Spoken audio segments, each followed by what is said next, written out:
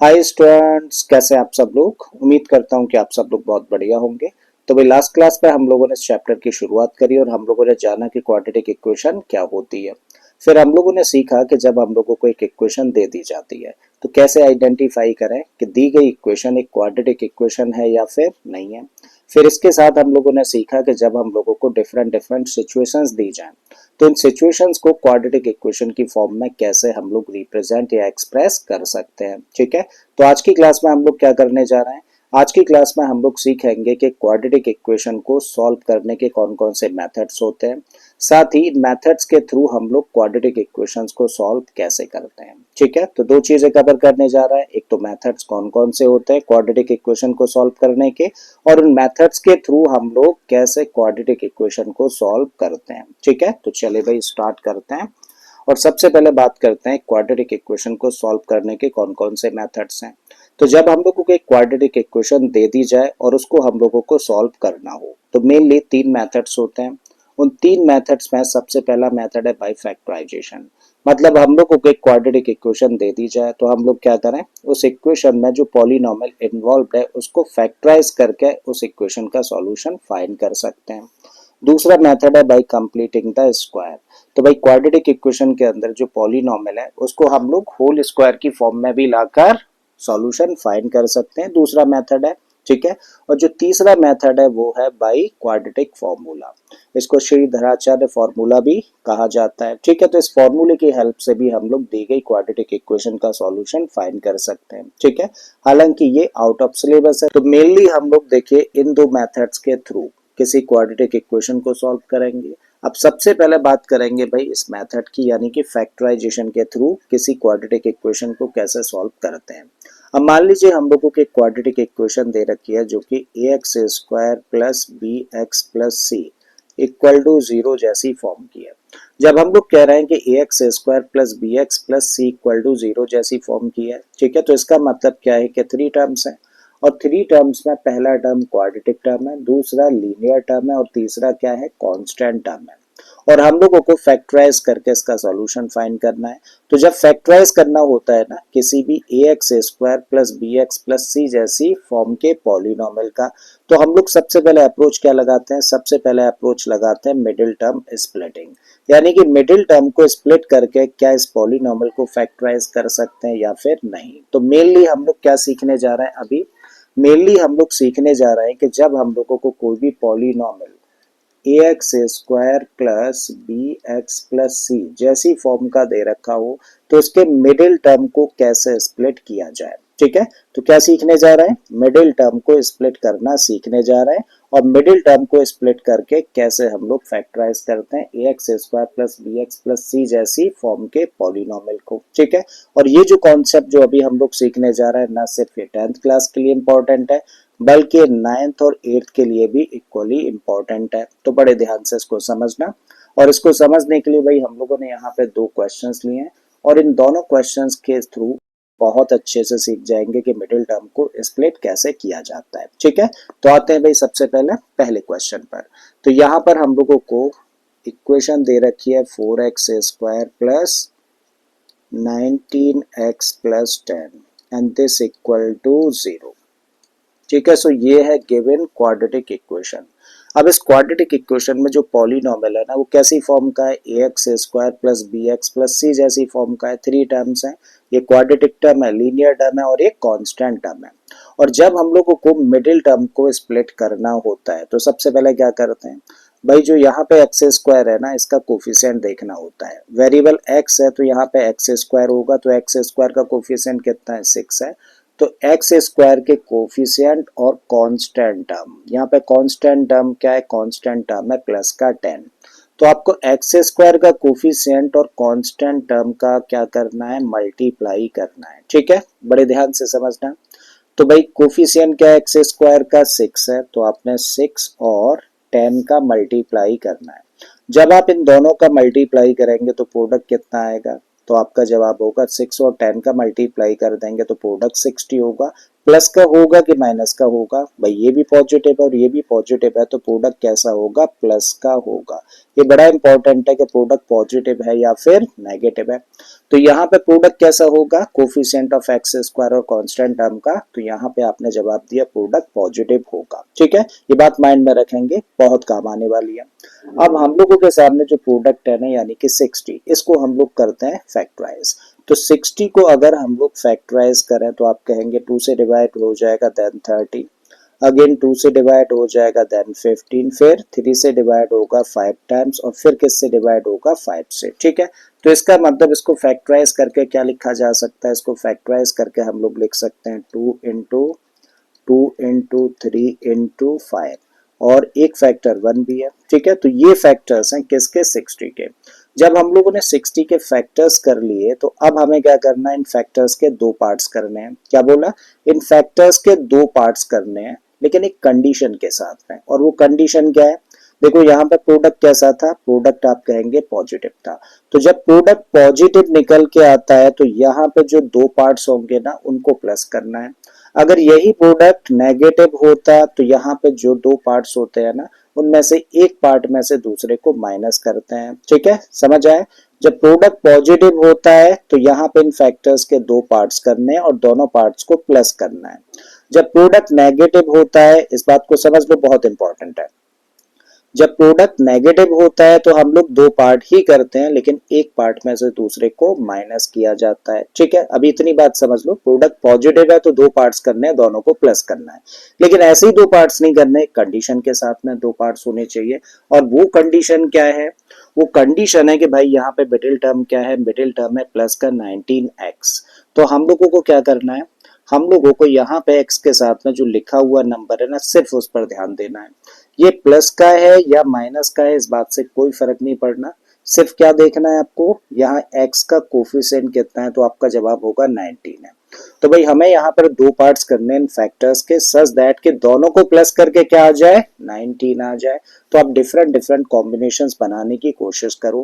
भाई पहला जो कॉम्बिनेशन हम लोगों के सामने आ रहा है ना, आपने देखो इन दोनों का कॉम्बिनेशन बना दिया।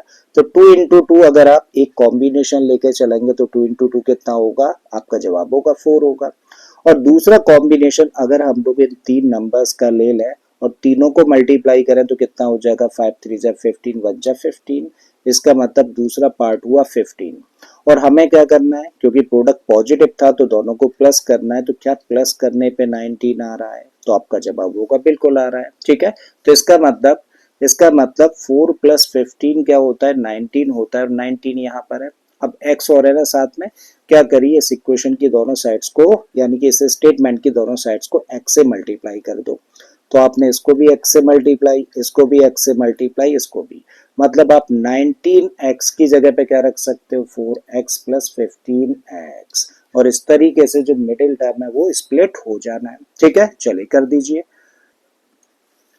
तो 6x² एज इट इज रखा। जब यहाँ पे प्लस का साइन होता है ना तो कोई टेंशन लेने की जरूरत नहीं है। जब प्लस का है तो इजीली जो टर्म्स आपके सामने है ना उनको ऐसे ही रख दीजिए। तो प्लस का 4x आपने एज इट इज रखा, प्लस का 15x एज इट इज रखा। फिर इसको तो मिडिल टर्म को स्प्लिट कर दिया हम लोगों ने। अब 10 एज इट इज रखा and this equal to 0। Correct है।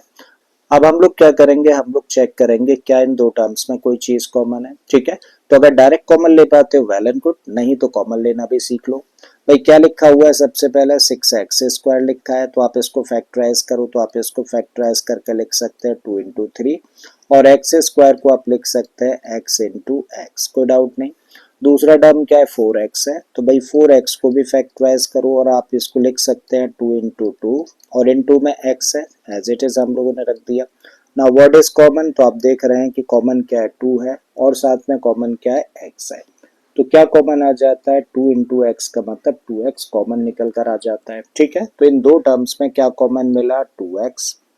जब फर्स्ट टर्म में से 2x कॉमन लिया, यानी कि बाहर निकाला हम लोगों ने, तो भाई फर्स्ट टर्म में से 2 गया बाहर, x गया बाहर, तो क्या बचा? 3 into में x। और 3 into x का मतलब क्या हुआ? इसका मतलब हुआ 3x प्लस का साइन है लगा दीजिए। 4x में से 2x कॉमन ले लिया तो भाई 4x में से 2 गया बाहर और x गया बाहर तो क्या बचा 2 बचेगा, तो यहाँ पे रख दीजिए 2, ब्रैकेट क्लोज कर दीजिए, प्लस का साइन है रखिए। अब इन दो टर्म्स में देखेंगे क्या कॉमन है, ठीक है, सीधे देख पा रहे हैं बहुत अच्छी बात है, नहीं देख पा रहे हैं तो फिर से वही अप्रोच। भाई 15x है, इसको फैक्टराइज करें तो आप इसको फैक्टराइज कर सकते हो 15 को क्या 3 इंटू 5 और इंटू में क्या है इंटू में x है। अगला नंबर क्या है 10 है, तो भाई 10 को फैक्टराइज करेंगे तो इसको लिख सकते हैं आप 2 इंटू 5। अब चेक करो कॉमन क्या है, भाई कॉमन देखें तो क्या कॉमन दिख रहा है, दोनों जगह पे 5 कॉमन दिख रहा है, ठीक है, तो इसका मतलब क्या कॉमन आ जाता है इन दो टर्म्स में 5 कॉमन निकल कर आ जाता है। जब इस टर्म में से 5 बाहर गया यानी कि कॉमन ले लिया, तो इस टर्म में से जब 5 बाहर चला जाएगा तो बचेगा क्या 3 इंटू एक्स, और 3 इंटू एक्स का मतलब 3x प्लस का निशान है लगा दीजिए। 10 में से 5 बाहर गया तो 10 में से 5 बाहर गया तो बचा क्या 2 बचा, तो 2 यहाँ पे रख दीजिए एंड इक्वल के इधर क्या है 0। अब हम लोग देख रहे हैं कि कितने टर्म्स है, भाई एक टर्म अब हम लोगों के लिए ये है और दूसरा टर्म ये है, तो क्या इन दो टर्म्स में कोई चीज कॉमन है, तो हम लोग देख रहे हैं कि यहाँ पर 3x प्लस 2 जो ब्रैकेट है बिल्कुल ऐसा ही ब्रैकेट यहाँ भी है, इसका मतलब ये ब्रैकेट कॉमन है। 3x प्लस 2 यहाँ भी है और 3x प्लस 2 यहाँ भी है, ठीक है, तो इन दो टर्म्स में से हम लोगों ने क्या कॉमन लिया 3x प्लस 2 कॉमन ले लिया। जब इस टर्म में से 3x प्लस 2 बाहर गया तो यहाँ से क्या बचता है, आप कहेंगे तब यहाँ से बचेगा 2x प्लस का निशान है लगा दीजिए। जब इस टर्म में से ये ब्रैकेट हम लोगों ने बाहर कॉमन ले लिया तो यहाँ से क्या बचा, यहाँ से तब बचेगा 5 एंड इक्वल के इधर क्या इक्वल के इधर 0 है।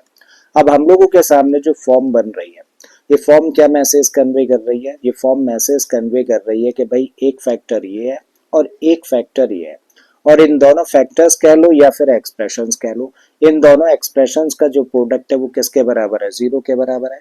और कभी भी जब दो नंबर्स का प्रोडक्ट 0 के बराबर हो तो ये तो तभी पॉसिबल है जब या तो ये नंबर 0 हो या फिर ये नंबर 0 हो, ठीक है, तो इसी के बेसिस पे हम लोग कह सकते हैं तब या तो 3x प्लस 2 की वैल्यू 0 के बराबर होगी या फिर 2x प्लस 5 की वैल्यू 0 के बराबर होगी। अब अगर 3x प्लस 2 0 के बराबर है तो 3x किसके बराबर होगा, उसके लिए इस 2 को कर दो ट्रांसपोज तो -2 के बराबर, तो इस तरीके से x की वैल्यू कितनी हो गई -2/3, ठीक है, तो x की वैल्यू हम लोगों ने यहाँ से निकाली।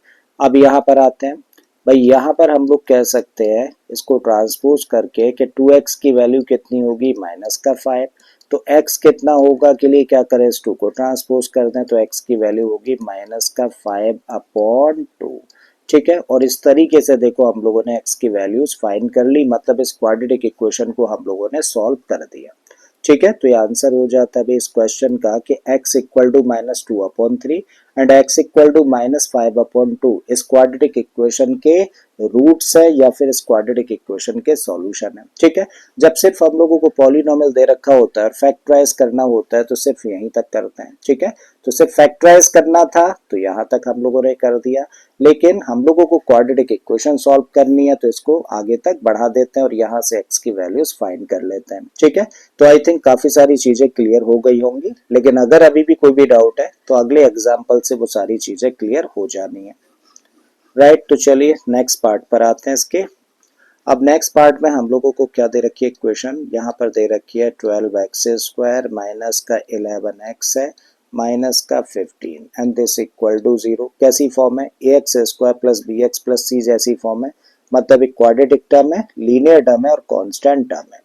तो ऐसे केस में जब हम लोगों को मिडिल टर्म को स्प्लिट करके फैक्टराइज करना होता है तो अभी अभी सीखा हम लोगों ने क्या करते हैं, जो x² का कोफिशिएंट होता है इसका मल्टीप्लाई कांस्टेंट टर्म, देखो यहाँ पर कांस्टेंट टर्म क्या है, कांस्टेंट टर्म है -15, यहाँ पे कांस्टेंट टर्म क्या था प्लस का 10 था, करेक्ट, तो हमें कोफिशिएंट ऑफ x² और कांस्टेंट टर्म का करना होता है मल्टीप्लाई, करिए, तो कोफिशिएंट है भाई 12 और कांस्टेंट टर्म है -15। जब हम लोग इन दोनों का मल्टीप्लाई करें तो ये पॉजिटिव है और ये नेगेटिव है, तो प्रोडक्ट कैसा होगा नेगेटिव होगा, बहुत इंपॉर्टेंट पॉइंट है कि प्रोडक्ट कैसा होगा, प्रोडक्ट नेगेटिव होगा। अब दोनों का मल्टीप्लाई कर दिया जाए तो भाई दोनों को मल्टीप्लाई करने पे क्या मिलेगा, यहाँ पर हम लोगों को मिलेगा 180। ठीक है, अब क्या करना है हम लोगों को इस 180 को करना है फैक्टराइज। चलिए साइड में कर लेते हैं। तो 180 को फैक्टराइज करेंगे तो 2 से डिवाइड होगा 90 टाइम्स, अगेन 2 से हो जाएगा 45 टाइम्स, अगेन 3 से होगा 15 टाइम्स, देन 3 से फिर से हो जाएगा 5 टाइम्स, फिर 5 से होगा 1 टाइम। करेक्ट है, तो ये फैक्टराइजेशन रहा किसका, 180 का। लिख देते हैं एक बार। तो इसको फैक्टराइज करके लिखा हम लोगों ने 2 into 2 into 3 into 3 into 5 into 1। ठीक है, तो ये फैक्टर्स हैं, किसके फैक्टर्स हैं, 180 के फैक्टर्स हैं। हमें क्या करना है, हम लोगों को इन सारे के सारे फैक्टर्स के ना दो पार्ट्स बनाने हैं, सच दैट कंडीशन क्या है, अब देखो प्रोडक्ट कैसा है, नेगेटिव है, तो कंडीशन ये है कि भाई एक पार्ट में से दूसरे पार्ट को माइनस करना है, और माइनस करके क्या आना चाहिए, माइनस करके जो मिडिल टर्म में x है ना, इसका कोफिशिएंट देखो। देखो इस साइन से हमें कोई भी मतलब नहीं है, सिर्फ इसके साथ लिखा हुआ नंबर देखना है। तो x के साथ लिखा हुआ नंबर क्या है, 11 है। ठीक है, तो हमें क्या करना है, इनके दो पार्ट्स करने हैं सच दैट कि एक पार्ट में से दूसरे को माइनस करें तो क्या आ जाए, 11 आ जाए। तो आप क्या करोगे, अलग अलग कॉम्बिनेशंस बनाने की कोशिश करोगे। ठीक है, चलिए पहले बनाते हैं। चलो ऐसे करते हैं, इन दोनों का कॉम्बिनेशन बना देते हैं। तो 2 और 2 अगर हम लोग ले लें तो एक पार्ट क्या बना, 4 बना। ठीक है, फिर दूसरा पार्ट क्या बचेगा, क्योंकि दो ही पार्ट्स बनाने होते हैं हम लोगों को, तो दूसरे पार्ट में सारे के सारे नंबर्स होंगे। तो 5 3 जा 15, 3 जा 45। क्या एक पार्ट में से दूसरे पार्ट को माइनस करके 11 आएगा, भाई 45 में से 4 को माइनस करेंगे तो 11 आएगा, तो आपका जवाब होगा नहीं आएगा। तो इसका मतलब ये कॉम्बिनेशन नहीं हो सकता, कुछ और ट्राई करते हैं। ठीक है, अब डिफरेंट कॉम्बिनेशंस लेंगे, तो एक दो बार आपको स्टार्टिंग में मेहनत करनी पड़ेगी कॉम्बिनेशंस बनाने में। चलिए, तो इस बार हम लोगों ने क्या किया, इस बार ये कॉम्बिनेशन बनाया नंबर्स का। तो 2 इंटू 3 एक कॉम्बिनेशन, और दूसरा कॉम्बिनेशन चलो ये ले लेते हैं। तो जब इन तीनों का मल्टीप्लाई करें तो 2 दूनी 4 दिया 12, यानी कि एक पार्ट मिला 12, और दूसरा पार्ट क्या होगा, दूसरा पार्ट होगा 15। क्या एक पार्ट में से दूसरे को माइनस करके 11 आएगा, तो फिर से आपका जवाब होगा नहीं आएगा। इसका मतलब ये भी कॉम्बिनेशन काम नहीं कर रहा है, तो कुछ और ट्राई करते हैं। जब कुछ और ट्राई करें तो भाई हम लोगों ने क्या ट्राई किया, हम लोगों ने ट्राई किया कि हम लोग एक पार्ट में चलिए ले लेते हैं ये। तो एक पार्ट में हम लोगों ने क्या लिया, 2 इंटू 2 इंटू 5 इंटू 1। करेक्ट है, तो 2 इंटू 2 का मतलब 4, 5 जा 20। तो एक पार्ट लिया हम लोगों ने 20, और एक पार्ट में देखो इन दोनों को कंसीडर करोगे, यानी कि 3 इंटू 3, और 3 इंटू 3 कितना होता है, 9 होता है। तो अब अगर हम लोग इस पार्ट में से इसको माइनस करें तो देखो आ जाएगा ना 11, इसका मतलब बात बन गई। ठीक है, वेरिएबल क्या है, एक्स है, तो भाई सबको x से मल्टीप्लाई कर दो, मतलब 20x में से 9x को माइनस करेंगे तो 11x आ जाएगा। इसका मतलब है कि जहां 11x हम लोग देख रहे हैं, उस 11x की जगह पे हम लोग क्या रख सकते हैं, 20x माइनस 9x रख सकते हैं। ठीक है, चलिए रख देते हैं। अब एक बड़ा इंपॉर्टेंट पॉइंट है, बड़े ध्यान से समझना। सबसे पहले इसको तो लिख दो आप। तो 12x² देखो, कभी भी यहाँ पर मिडिल टर्म में अगर माइनस होता है तो क्या करते हैं, हमेशा इसको एक ब्रैकेट में रखते हैं। ठीक है, हम लोगों ने जो स्प्लिट किया है ना, वो सिर्फ 11x को किया है। करेक्ट, तो 11x को किया है, तो इस माइनस साइन को ब्रैकेट के बाहर रखना है, और इसको ना ब्रैकेट में ही रखना है। तो 11x की जगह पे हम लोग क्या रखने जा रहे हैं, एक बार लिख देते हैं। तो 20x माइनस का 9x रखा, किसके प्लेस पर, 11x के प्लेस पर। अब ये वाला टर्म क्या है, माइनस का 15 as it is, and this equal to 0। Bracket open कर देते हैं। तो यहाँ पे सिर्फ एक स्टेप बढ़ेगा, बट गलती कभी नहीं होगी। ठीक है, तो भाई अगला स्टेप क्या होगा, 12x²। अब ब्रैकेट के बाहर क्योंकि माइनस है, तो ब्रैकेट को जब ओपन करेंगे तो अंदर के साइन चेंज हो जाने हैं। तो इस माइनस की वजह से ये क्या बन जाएगा, माइनस का 20x, और इस माइनस की वजह से बन गया प्लस का 9x। ठीक है, माइनस का 15, एंड दिस इक्वल टू 0। अब आपको क्या देखना है, आपको देखना है इन फर्स्ट टू टर्म्स में क्या कोई चीज कॉमन है। ठीक है, अब क्या करिए, साइड में फैक्टराइज कर लो। तो 12x² है ना, सबसे पहले 12 को फैक्टराइज करोगे तो इसको लिखोगे 2 इंटू 2 इंटू 3। इंटू में x² है तो इसको लिख दिया x इंटू x। ठीक है, ये क्या है 20x है तो आपने रखा 20x और इसको फैक्टराइज करो तो आप इसको फैक्टराइज करके लिख सकते हो किसको 20 को 2 into 5 और इनटू में क्या है साथ में x है। अब देख लो क्या कॉमन है तो आप देख रहे हैं कि 2 कॉमन है, एक और 2 कॉमन है और फिर एक x कॉमन है। तो 2 into 2 into x तो क्या बना 2 into 2 का मतलब 4 और साथ में क्या है x तो क्या कॉमन आ गया 4x कॉमन आ जाता है राइट। तो 4x ले लिया हम लोगों ने इन दो टर्म्स में कॉमन 4x कॉमन लिया। अब जरा बताओ इस टर्म में से 4x तो हम लोगों ने बाहर ले दिया यानी कि कॉमन ले दिया तो इस टर्म में क्या बचेगा भाई इस टर्म में से ये गया बाहर ये गया बाहर और ये गया बाहर तो बचा क्या 3 into x और 3 into x का मतलब 3x माइनस का साइन है रखिए 20x में से 4x बाहर तो 20x में से ये गया बाहर ये गया बाहर और ये गया तो बचा क्या 5 बचता है तो यहाँ पे रख दिया 5 ठीक है प्लस का साइन है रखिए। अब हमें चेक करना है कि क्या इन दो टर्म्स में कोई चीज कॉमन है तो भाई यहाँ पे क्या है यहाँ पर है 9x और 9x को फैक्टराइज करके लिखोगे 3 into 3 into x और यहाँ पर जो अगला टर्म है वो 15 है इसको फैक्टराइज कर दें तो 3 into 5 होगा। अब कॉमन देखना है तो कॉमन क्या दिख रहा है 3 दिख रहा है ठीक है तो 3 कॉमन ले लीजिए इन दो टर्म्स में से 3 जब कॉमन लिया तो फर्स्ट टर्म में क्या बचेगा भाई फर्स्ट टर्म में से 3 तो गया बाहर तो बचा क्या 3 into x और 3 into x का मतलब क्या हुआ 3x हुआ माइनस का साइन है रख दीजिए 15 में से 3 तो बाहर तो 15 में से 3 गया बाहर तो बचा क्या यहाँ पे बचा था 5 एंड दिस इक्वल टू 0। अब हम लोगों के सामने कितने टर्म्स हैं देखो पहला टर्म ये है और दूसरा टर्म ये है और इन दोनों टर्म्स में देखें तो ये ब्रैकेट यहाँ भी दिख रहा है और ये ब्रैकेट यहाँ भी दिख रहा है कॉमन ले लेते हैं तो क्या कॉमन आ गया कॉमन आ गया 3x माइनस 5। जब इस टर्म में से 3x माइनस 5 हम लोगों ने बाहर कॉमन लिया तो इस टर्म में क्या बचता है इस टर्म में तब बचता है 4x प्लस का निशान है रखिए भाई इस टर्म में से ये तो चला गया बाहर तो यहाँ पे क्या बचा यहाँ पे बचा 3 एंड दिस इक्वल टू 0। अब दो एक्सप्रेशंस का प्रोडक्ट हम लोगों ने शो किया है किसके बराबर है 0 के बराबर है और कभी भी जब दो एक्सप्रेशंस का प्रोडक्ट 0 के बराबर है तो at least one of them must be 0 या तो ये 0 है या फिर ये 0 है तभी प्रोडक्ट 0 निकल कर आ रहा है ठीक है तो कम से कम एक 0 है इनमें से तो भाई या तो 3x माइनस 5 की वैल्यू 0 के बराबर है या फिर 4x प्लस 3 की वैल्यू 0 के बराबर है। अगर 3x माइनस 5 की वैल्यू 0 के बराबर है तो उस केस में 3x किसके बराबर हुआ 5 के तो x किसके बराबर हो जाएगा 5/3 के ठीक है तो पहला आंसर हुआ ये।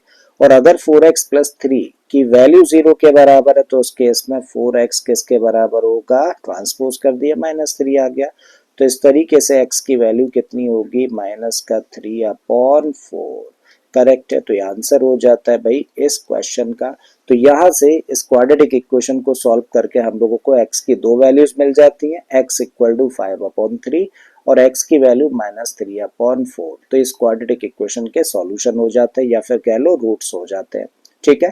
तो अगर हम लोगों को सिर्फ ये पॉलिनॉमियल दिया होता और इसको फैक्टराइज करना होता तो सिर्फ हम लोग देखो यहाँ तक करते हैं करेक्ट है ठीक है। तो आपको समझ आ गया है कि जब हम लोगों को किसी भी पॉलिनॉमियल जो कि ax² plus bx plus c जैसी फॉर्म का हो अगर उसको हम लोगों को फैक्टराइज करना है मिडिल टर्म को स्प्लिट करके तो कैसे हम लोग मिडिल टर्म को स्प्लिट करके फैक्टराइज करते हैं ठीक है। अगर ये चीज समझ आ गई है तो चलिए आगे बढ़ते हैं।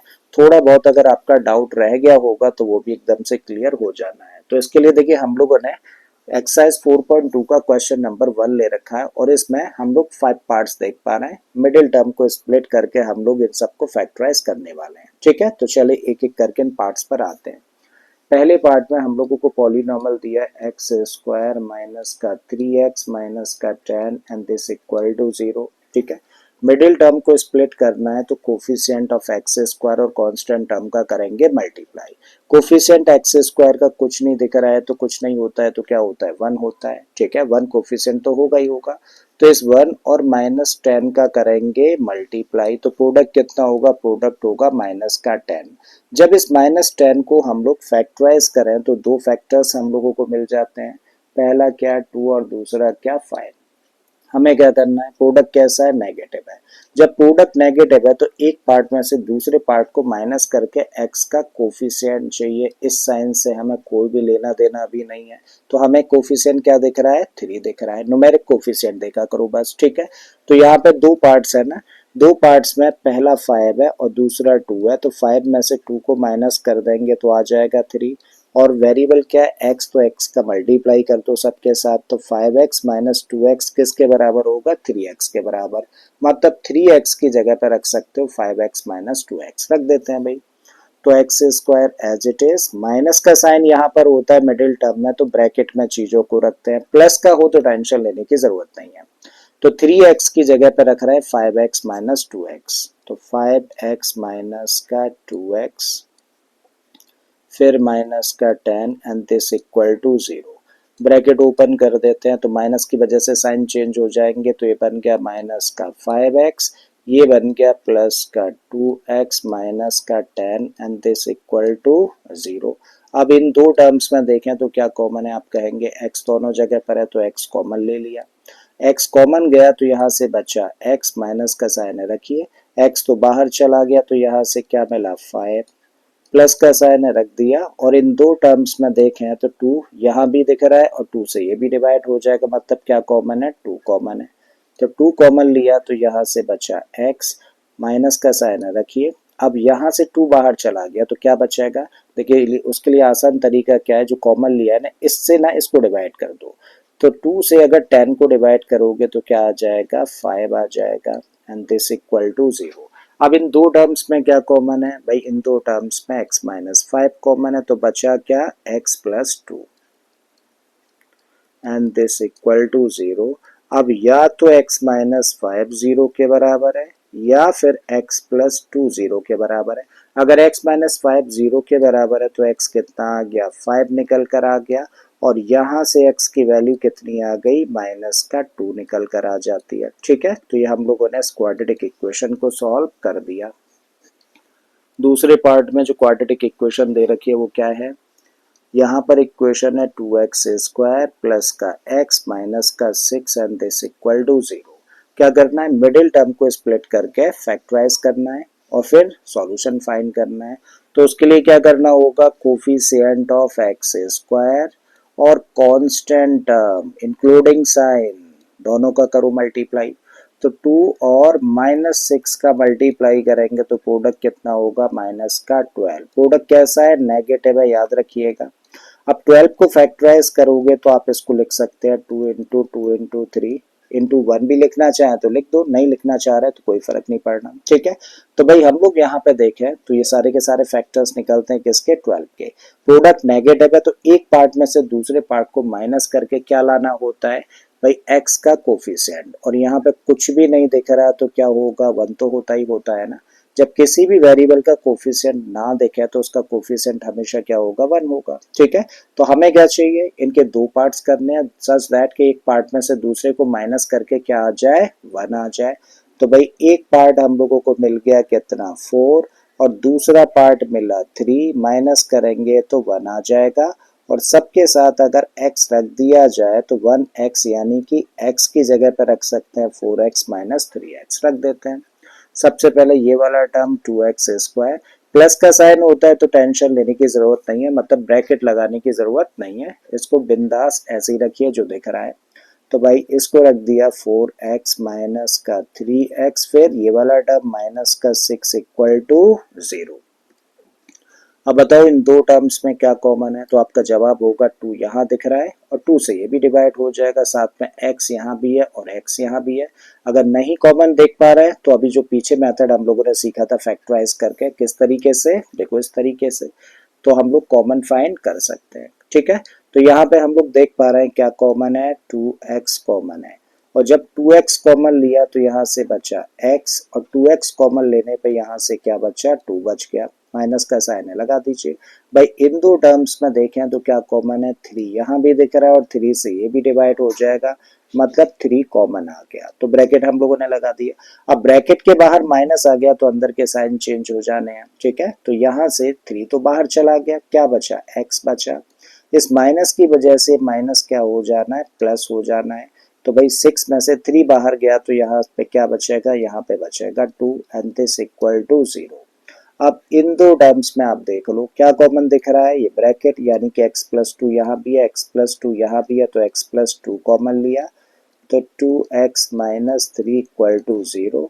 तो आप कहेंगे या तो x प्लस टू 0 के बराबर है या फिर 2x माइनस थ्री 0 के बराबर है। अगर x प्लस टू 0 के बराबर है तो x की वैल्यू आ गई माइनस का 2 और यहाँ से 2x कितना आ गया 3, तो x कितना आ जाएगा 3/2। तो ये आंसर हुआ भाई नेक्स्ट पार्ट का। ठीक है, थर्ड पार्ट पर आ जाते हैं आप।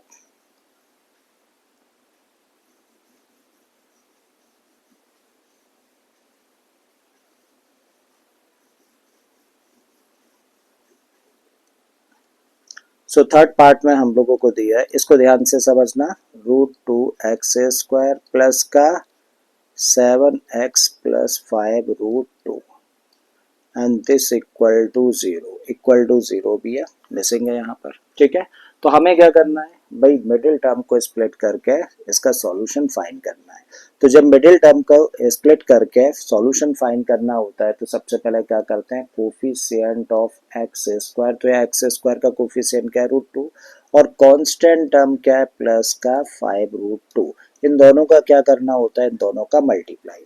चलिए कर लेते हैं साइड में, ये रफ वर्क है। तो √2 और 5√2 का हम लोग मल्टीप्लाई करें तो प्रोडक्ट क्या होगा, देखो ये भी पॉजिटिव ये भी पॉजिटिव, तो प्रोडक्ट कैसा आएगा, पॉजिटिव ही निकल के आएगा, तो प्लस का होगा प्रोडक्ट।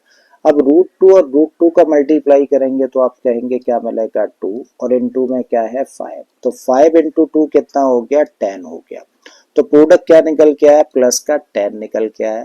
अब 10 को करना है फैक्टराइज, तो जब इसको फैक्टराइज करोगे तो इसको लिख सकते हैं 2 इंटू 5। हमें क्या करना है, इन फैक्टर्स के दो पार्ट्स करने हैं, तो भाई सब दो ही फैक्टर्स दिख रहे हैं और दोनों फैक्टर्स को क्या करना है, प्लस करना है। प्लस करके क्या लाना है, x के साथ लिखा गया नंबर यानी कि 7। तो आप इजीली कह सकते हो कि 5 में 2 प्लस करेंगे तो 7 आ जाएगा और वेरिएबल x है तो सबके साथ अगर x रख दिया जाए तो 7x की जगह पे क्या रख सकते हो, 5x प्लस 2x रख सकते हो। रख दीजिए भाई, मिडिल टर्म इस तरीके से स्प्लिट हो जाएगा। स्प्लिट करने का मतलब ही क्या है कि दो पार्ट्स में डिवाइड कर दिया, तो 7x को आपने लिख दिया क्या 5x प्लस 2x। ठीक है, ये वाला टर्म एज इट इज रखिए, √2x² प्लस का साइन होता है तो टेंशन लेने की जरूरत नहीं है, कोई भी ब्रैकेट ब्रैकेट लगाने की यहाँ पर जरूरत नहीं होने वाली है। तो 7x की जगह पे क्या रखने वाले हैं, 5x प्लस का 2x प्लस का 5√2 एंड दिस इक्वल टू 0। अब देखो इन दो टर्म्स में कोई चीज कॉमन दिख रही है क्या, तो आप इजीली देख पा रहे हैं कि x यहाँ भी है और x यहाँ भी है, तो x कॉमन आ रहा है, ले लीजिए। x कॉमन लिया तो यहाँ से क्या बचा, देखो x बाहर गया है तो यहाँ से बचा √2 और साथ में एक x प्लस का साइन है, रखिए x तो बाहर चला गया तो यहाँ से क्या बचा 5। अब देखो इन दो टर्म्स में क्या कॉमन है, इन दो टर्म्स में कॉमन देखेंगे तो 2 यहाँ पे दिख रहा है और √2 यहाँ पे दिख रहा है, x यहाँ पे दिख रहा है लेकिन यहाँ नहीं दिख रहा, जबकि हम लोगों को दोनों जगह पर यानी कि दोनों टर्म्स के अंदर सेम ब्रैकेट चाहिए होता है। अब थोड़ा सा कंफ्यूजन हो रहा है ना, अगर कंफ्यूजन हो रहा है ना तो इसको साइड में कॉमन लेकर देख लो। 2x है ना, तो 2x को फैक्टराइज करके क्या लिख सकते हो, 2 इन 2x, कोई डाउट नहीं ना। अब यहाँ पे क्या है 5√2, 5√2 है तो इसको फैक्टराइज करके लिख दो क्या 5, यहाँ लिख दिया और इनटू में √2 है, √2 चलो यहाँ लिख दो। अब कुछ कॉमन देख पा रहे हैं, नहीं देख पा रहे हैं, लेकिन एक चीज हम लोग जानते हैं कि भाई ये क्या है √2, सॉरी ये √2 है और ये क्या है 2 है, तो इस 2 को क्या लिखा जा सकता है, देखो 2 को लिख सकते हैं √2 इंटू √2 और √2 इंटू √2 क्या होता है 2 होता है, तो भाई इसको हम लोग चाहे तो ऐसे रख सकते हैं और जैसे ही ऐसे हम लोगों ने रखा तो हमें कॉमन दिख गया ना, क्या √2 कॉमन आता हुआ। ठीक है, तो ले लीजिए भाई कॉमन, क्या कॉमन आया √2 और जब इस टर्म में से √2 गया बाहर, तो इस टर्म में से √2 गया बाहर तो बचा क्या √2 इंटू में x यानी कि √2x प्लस का निशान है लगा दीजिए। 5√2 में से √2 बाहर गया तो क्या बचा 5 बच गया and this equal to 0 as it is रखा। अब एक टर्म ये है और एक टर्म ये है, दोनों जगह पे हम लोग क्या देख रहे हैं, क्या कॉमन है, √2x प्लस 5 तो कॉमन ले लिया हम लोगों ने। तो बचा क्या, फर्स्ट टर्म में से बचा x और सेकंड टर्म में क्या बचा, √2 एंड इक्वल में 0। अब दो एक्सप्रेशंस का प्रोडक्ट 0 है तो आप कहेंगे √2x प्लस 5 0 के बराबर होगा, या फिर x प्लस √2 0 के बराबर होगा। अगर ये 0 के बराबर है तो √2x हुआ -5 के बराबर, तो x किसके इक्वल हो जाएगा, माइनस का 5 अपॉन √2 के बराबर हो जाएगी x की वैल्यू। और यहां से बोला जा सकता है कि x की वैल्यू ट्रांसपोज कर दें तो माइनस का √2 आ जाती है, करेक्ट है। तो x की वैल्यू आ गई माइनस का √2 या फिर -5 अपॉन √2। अब चाहो तो डिनोमिनेटर को क्या कर दीजिए, रैशनलाइज कर दीजिए, वैसे तो ये भी आंसर है। और अदरवाइज क्या लिख सकते हो, देखो माइनस का 5 है, आप क्या करिए √2 से मल्टीप्लाई कर दो और √2 से कर दो डिवाइड। तो मल्टीप्लाई करेंगे तो माइनस का 5 √2 और √2 कितना हो जाएगा 2। तो एक आंसर हो गया भाई ये और दूसरा आंसर हो गया ये। और इस तरीके से हम लोगों ने मिडिल टर्म को स्प्लिट करके इस क्वाड्रेटिक इक्वेशन को सॉल्व कर दिया है। ठीक है, तो उम्मीद कर रहा हूँ कि आप लोगों को समझ आ रहा होगा कि मिडिल टर्म को स्प्लिट करके हम लोग कैसे फैक्टराइज करके किसी भी क्वाड्रेटिक इक्वेशन को सॉल्व कर सकते हैं या फिर किसी भी पॉलिनॉमियल को फैक्टराइज किया जा सकता है। अब आते हैं हम लोग पार्ट नंबर 4 पर। तो यहाँ पे जो क्वाड्रेटिक इक्वेशन दे रखी है वो है 2x स्क्वायर माइनस का x प्लस 18। अच्छा 18 नहीं है, ये 1/8 है, करेक्शन कर लीजिएगा। तो 1/8 एंड दिस इक्वल टू 0। हमें क्या करना है, इस क्वाड्रेटिक इक्वेशन को सॉल्व करके x की वैल्यू निकालनी है, ठीक है। और कभी भी अगर हम लोगों को एक क्वाड्रेटिक इक्वेशन दे दी जाए और उस क्वाड्रेटिक इक्वेशन में कहीं कोई टर्म अगर आपको फ्रैक्शनल फॉर्म में दिख रहा है तो सबसे पहला काम क्या करो, उसके डिनोमिनेटर को खत्म करो। भाई एक ही टर्म अगर फ्रैक्शनल फॉर्म में है तो इसका डिनोमिनेटर पकड़ो और डिनोमिनेटर से इस क्वाड्रेटिक इक्वेशन की दोनों साइड्स को कर दो मल्टीप्लाई। तो डिनोमिनेटर यहाँ पे इस टर्म में क्या दिख रहा है, 8 दिख रहा है ना। तो आप ऐसा करो, इस क्वाड्रेटिक इक्वेशन में जितने भी टर्म्स है सबको 8 से कर दो मल्टीप्लाई। तो जब 8 से इस फर्स्ट टर्म को मल्टीप्लाई करेंगे तो इसी को लिख सकते हैं क्या, 8 दूनी 16 यानी कि 16x स्क्वायर। इसको मल्टीप्लाई करेंगे तो इसको लिखेंगे माइनस का 8x और इस टर्म को मल्टीप्लाई करेंगे तो 8 से 8 कैंसिल आउट हो जाएगा, तब क्या बचेगा 1 एंड दिस इक्वल टू 0।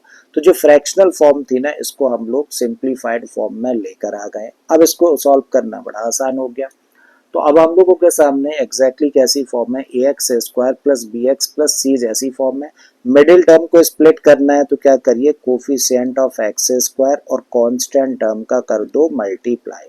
जब 16 और 1 का मल्टीप्लाई करेंगे तो प्रोडक्ट कितना होगा, 16 होगा, प्लस का के माइनस का, तो भाई दोनों ही पॉजिटिव है, ये भी पॉजिटिव ये भी पॉजिटिव, तो प्रोडक्ट कैसा है, पॉजिटिव है।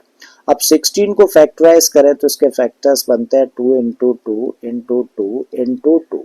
हमें क्या करना है, इन फैक्टर्स के दो पार्ट्स करने हैं और दोनों को क्या करना है, दोनों को प्लस करना है। प्लस करके क्या लाना है, इस x के साथ लिखा गया नंबर यानी कि 8, इस साइन से हमें कोई भी मतलब नहीं है, ठीक है। तो भाई 8 चाहिए तो देखो दो पार्ट्स करने हैं, तो दो पार्ट्स में पहला पार्ट 4 हुआ और दूसरा पार्ट भी क्या हो गया, 4 हो गया। दोनों को प्लस करोगे तो आ जाएगा ना 8 और x साथ में रखा हुआ है तो सबके साथ x रखते हैं, तो 8x की जगह पर 4x प्लस 4x रख सकते हैं, ठीक है। तो चलिए रख देते हैं 16x square as it is. यहाँ माइनस का साइन होता है मिडिल टर्म में तो हमेशा चीजों को ब्रैकेट में रखना है और इस 8x की जगह पे रख रहे हैं 4x plus 4x plus 1 equal to 0। Bracket open कर देते हैं तो 16x स्क्वायर, माइनस की वजह से साइन चेंज हो जाने हैं, बस ये एक स्टेप बढ़ना होता है बट गलती कभी नहीं होगी इस तरीके से। Equal to 0। अब जरा बताओ व्हाट इज कॉमन, 4 कॉमन है और x कॉमन है तो आपने 4x ले लिया कॉमन, तो यहाँ से क्या बचा, 4 बचा और एक x बच गया। 4x तो बाहर चला गया तो यहाँ से क्या बचा, 1 बचा, माइनस का साइन है रख दीजिए। अब इन दो टर्म्स में देखें तो आप कहेंगे कुछ भी कॉमन नहीं है। जब कुछ भी कॉमन नहीं होता तो 1 तो हमेशा एक फैक्टर होता ही होता है, तो 1 कॉमन ले लिया, ब्रैकेट लगा दिया, ब्रैकेट के बाहर माइनस आ गया तो क्या करेगा, अंदर के साइन चेंज कर देगा। तो जब माइनस बाहर कॉमन ले लिया तो ये टर्म बन गया पॉजिटिव यानी कि 4x और इस माइनस की वजह से ये हो जाएगा माइनस। एंड इक्वल में 0। अब दो टर्म्स हैं, पहला ये रहा, दूसरा ये रहा, क्या कॉमन है? आप कहेंगे 4x माइनस 1 कॉमन है, तो बचा क्या? 4x minus 1 and this equal to 0। अब आप कह सकते हो या तो 4x माइनस 1 0 के बराबर या फिर 4x माइनस 1 0 के बराबर। तो यहाँ से 4x की वैल्यू आ गई 1, तो x कितना आ गया? 1/4। बिल्कुल यही चीज यहाँ पे होगी क्योंकि दोनों जगह पर सेम नंबर है। तो 4x किसके बराबर? 1 के बराबर, तो x किसके इक्वल हुआ? 1/4 के बराबर।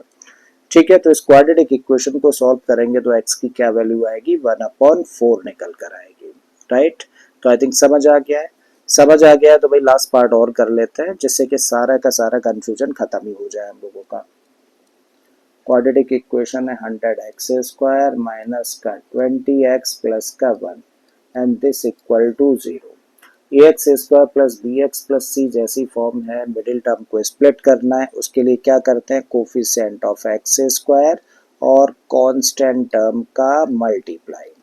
तो भाई 100 और 1 का मल्टीप्लाई करेंगे, ये भी पॉजिटिव ये भी पॉजिटिव, तो क्या प्रोडक्ट होगा? प्लस का 100 ही होगा। जब 100 को फैक्टराइज करना है तो भाई आप इसको फैक्टराइज कर सकते हैं 2 इंटू 2 इंटू 5 इंटू 5, यही फैक्टर्स होंगे इसके। अब इन फैक्टर्स का क्या करना है? दो पार्ट्स करने हैं सच दैट के दोनों को प्लस करेंगे और प्लस करके क्या आना चाहिए? x के साथ लिखा हुआ न्यूमेरिक नंबर। इस साइन से कोई भी मतलब नहीं है, तो क्या चाहिए? 20 चाहिए। ठीक है, कब चाहिए? प्लस करने पर चाहिए। तो भाई प्लस करने पर 20 कैसे मिलेगा? देखो एक फैक्टर तो ये ले लो, कितना हुआ? 5 इंटू 2 का मतलब 10, और दूसरा फैक्टर ना ये वाला ले लो, यहाँ भी क्या है? 5 इंटू 2 कितना हुआ? 10, और दोनों को प्लस कर दोगे तो आ जाएगा ना 20। एक्स सबके साथ लगा दो, तो 20x की जगह पे क्या रख सकते हो? 10x प्लस 10x रख दीजिए भाई मिडिल टर्म को स्प्लिट करके। पहला टर्म देख पा रहे हैं क्या है? 100x है, माइनस का साइन होता है तो समझाया, बस ब्रैकेट लगाना होता है, और इस 20x की जगह पे आपने रख दिया 10x प्लस 10x प्लस का 1 and this equal to 0। Bracket open करते हैं तो 100x² as it is, minus की वजह से अंदर के साइन चेंज, तो माइनस का 10x माइनस का 10x प्लस का 1 एंड दिस इक्वल टू 0। अब जरा बताओ इन दो टर्म्स में क्या कॉमन है? तो आपका जवाब होगा 10 कॉमन है और x कॉमन है। तो 10 बाहर गया 100 में से और x² में से x बाहर गया, तो क्या बचा? 10 और साथ में x, माइनस का साइन है रखिए, 10x तो बाहर चला गया तो यहाँ से क्या बचा? 1 बचा। माइनस है एज इट इज हम लोगों ने ले दिया, और इन दो टर्म्स में देखें तो कुछ भी कॉमन नहीं है। जब कुछ भी कॉमन नहीं होता तो 1 तो कॉमन होता ही होता है। ठीक है, तो भाई यहाँ पे ब्रैकेट के बाहर माइनस आ गया तो अंदर के साइन चेंज कर देगा ये, तो यहाँ पे क्या बचेगा? माइनस 10x की जगह क्या बन जाएगा? प्लस का 10x। इस माइनस की वजह से प्लस क्या हो जाना है? माइनस, तो माइनस का 1 एंड दिस इक्वल टू 0।